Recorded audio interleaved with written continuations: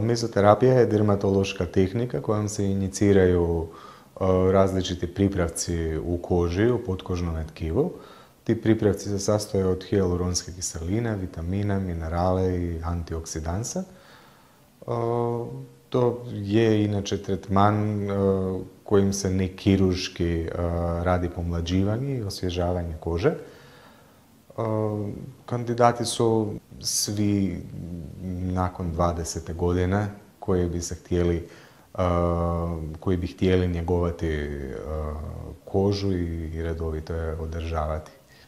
Mezoterapija se radi sa vrlo tankim iglicama i postoje različite tehnike iniciranja. Tretmani nisu bezbolni za osobe koje imaju nizak prag bolnosti.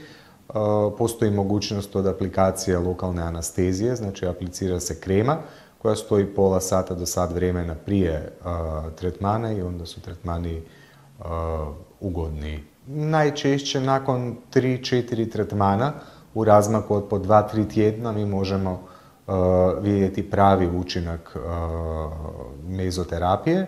Inače je preporuka 1 do 2 puta godišnje raditi po jedan takav ciklus od 3-4 tretmana u svrhu održavanja te mladenačke kože.